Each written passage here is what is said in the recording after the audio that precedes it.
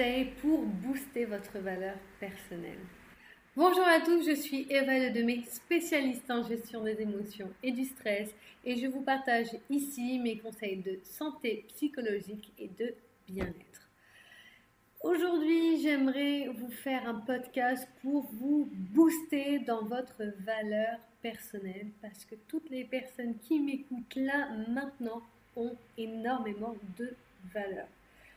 Professionnellement, dans mes accompagnements, je passe globalement tout le temps par cette étape qui est de redonner de la valeur à la personne que j'accompagne. Du coup, j'aimerais ici vous le partager aussi et que vous puissiez profiter de ce chemin et des conseils que je partage aussi en accompagnement. Dans un premier temps, sachez qu'avoir des fois une perte d'estime de soi ou une perte de valeur arrive. C'est quelque chose de généralement plutôt normal dans notre parcours de vie. Donc ne vous inquiétez pas si vous avez ressenti ces moments-là. Eh bien, il y a juste d'autres moyens de pouvoir les rééquilibrer. Alors, le premier point dans ces 3 conseils, déjà il va falloir se rendre compte que votre valeur personnelle se cultive. Et elle se cultive aussi par rapport à votre entourage et les personnes que vous côtoyez.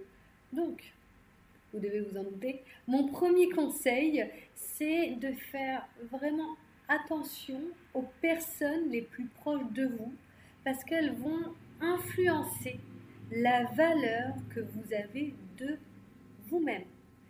Et d'ailleurs, je parlais d'estime de soi juste avant, et ils vont aussi avoir un impact sur la manière dont vous gagnez votre estime de l'estime de vous-même dans votre quotidien. Par exemple, personnellement, moi, mon partenaire est un vrai support pour moi, un vrai soutien, et il a une vraie communication positive envers moi. Que ce soit pour me motiver dans la vie, dans mon quotidien, mais aussi dans les moments difficiles. Et on a tous besoin d'une personne, et c'est pas obligé que ce soit votre partenaire, pour vous aider dans votre quotidien, dans les hauts et dans les bas, parce qu'on n'évite pas ça.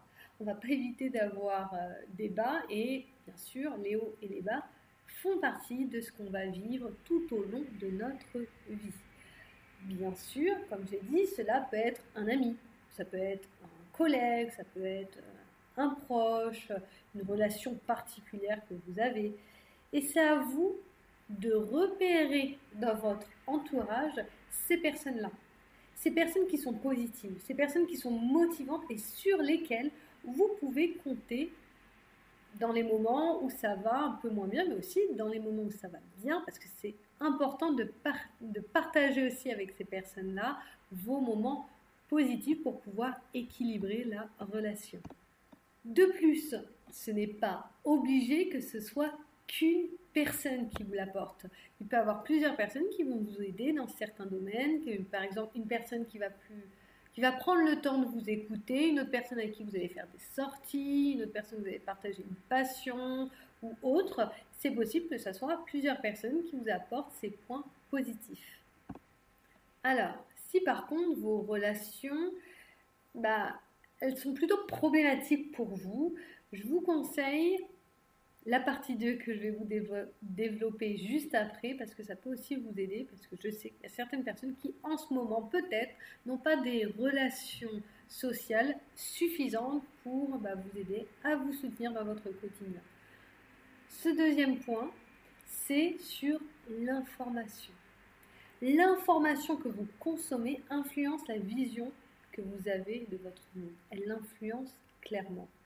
Par exemple, si vous regardez une série avec des meurtres, des scènes de guerre, ou les news tout le temps qui nous montrent souvent des perspectives pas très avantageuses de notre monde, eh bien, cela risque de vous rajouter des difficultés, des challenges à cultiver des pensées positives envers vous-même. Je vais vous donner un exemple plus personnel. Moi, étant entrepreneuse, je travaille la plupart du temps de chez moi et à part mes clients, je n'ai pas de collègues, de cultiver par exemple du fun pendant les pauses. Et pour rappel, j'accompagne des personnes dans la gestion de leurs émotions. Et dans la gestion de leurs émotions, on parle de plusieurs objectifs, c'est assez large. Et donc, en général, je travaille plus sur les problèmes que les personnes traversent plutôt que sur les moments positifs. Alors, il est encore plus important pour moi que je rééquilibre avec du positif dans mon quotidien. Donc, dès que j'ai du temps, j'en profite pour me détendre avec des vidéos, des audios, comme ce podcast, ou des lectures qui m'inspirent ou me détendre. Personnellement, j'adore regarder des vidéos ou écouter des podcasts de Gary Vaynerchuk, qui est un entrepreneur, mais aussi de Amanda Hollander, qui est une illustratrice, qui sont deux entrepreneurs américains. Donc, si vous parlez anglais, je vous les conseille. Et sinon, je m'interroge, je fais des réflexions où j'apprends, que ce soit au travers de mes formations, mais aussi de sujets dans la santé psychologique, parce que c'est vraiment des sujets qui me passionnent et qui m'apportent. Et à la fin de la journée, je ne vais pas me jeter sur des films dramatiques ou stressants, même si cela, ça peut arriver parfois, attention. Le tout, et c'est vraiment ce point-là que j'aimerais mettre en avant, il est important de faire attention à l'équilibre du positif et du négatif dans votre journée. Si vous avez déjà eu une journée stressante, il ne faut pas vous en rajouter le soir, le week-end ou pendant vos pauses. Et attention, moi j'ai parlé des séries juste au-dessus, il y a aussi des personnes qui peuvent trouver leur équilibre dans des séries. Moi j'ai bien précisé que c'est aussi à cause de mon travail qui fait que j'ai besoin de rééquilibrer les choses de cette manière et ça touche aussi ma personnalité. Là, j'ai donné juste mon point de vue par rapport à ma vie et à ma profession. Sur ce point-là, à nouveau, c'est encore plus important pour les personnes qui ont du mal à cultiver une vie sociale ou qui vivent avec des personnes qui ne leur donnent pas de la valeur. Et oui, ça peut nous arriver. Donc, l'information que vous consommez peut vraiment vous aider à vous redonner de la valeur, mais aussi à vous motiver et c'est un vrai plus, mais ça peut vous aider à booster votre environnement afin qu'il soit un peu plus favorable si vous avez par exemple des personnes qui ne vous aident pas ou un environnement de vie qui est plutôt difficile. Le troisième et dernier point, c'est que je vais me concentrer plutôt sur mes compétences plutôt que mes faiblesses. Alors, attention, ça ne veut pas dire que je vais fermer les yeux sur mes faiblesses, au contraire, c'est d'ailleurs contre-productif quand on veut évoluer, c'est important de connaître autant ses qualités que ses défauts.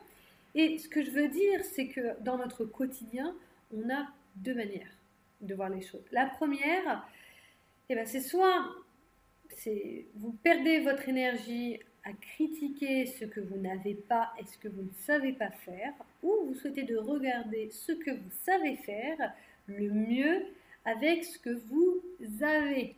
Donc ça, c'est vraiment un point. C'est soit vous focalisez sur le plus, soit sur le moins. Et c'est très simple pour notre cerveau de se focus sur le moins. Donc ne pas hésiter à faire le switch. Alors par exemple, moi dans la création de contenu, personnellement, la vidéo me saoule. J'ai déjà fait des vidéos, j'en ai fait plusieurs. Pourquoi ? Parce que je n'aime pas forcément faire le tournage, organiser, faire la lumière et surtout le montage. C'est pas du tout quelque chose qui me plaît. Par contre, un format qui me fait plutôt plaisir, ça va être le podcast parce que je trouve que c'est beaucoup plus simple pour moi et que c'est aussi une très bonne manière de partager des informations. Dans ces cas-là, je ne me suis pas arrêtée sur mon objectif, j'ai juste choisi une autre manière de réaliser mon objectif qui était là de partager de l'information pour que ce soit un plaisir pour moi, mais aussi un plaisir pour les personnes qui vont m'écouter parce qu'ils vont bien entendre que c'est plus à l'aise et surtout le contenu, je vais en faire plus souvent quand c'est un domaine dans lequel je me sens bien. Alors, sur ce point-là, vous pouvez voir que je vais prioriser de faire les choses de manière à donner le plus de valeur possible selon mes capacités. Et c'est d'ailleurs comme ça que je vais être plus efficace, au lieu de m'acharner sur un point qui finalement, je ne sais pas si bien faire et surtout, ça ne m'apporte pas énormément de plaisir. Les avantages, si vous vous concentrez sur ce dernier point, c'est que vous allez gagner dans vos actions, donc vous allez faire plus d'actions et vous allez gagner dans le fait d'utiliser vos capacités à votre avantage. Et cela va vous donner de la valeur à long terme. Parce que si vous êtes à l'aise à faire une chose, ça va être plus simple pour vous de continuer à le faire dans le temps.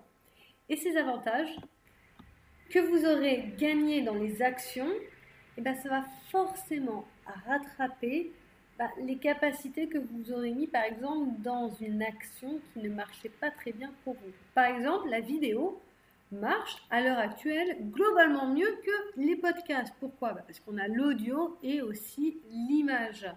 Mais ça n'empêche pas que si on se concentre tout le temps sur le même objectif qui va être je fais quelque chose plus pour apporter de l'efficacité à court terme, on va avoir à un moment donné, ça va être le serpent qui se mord la queue.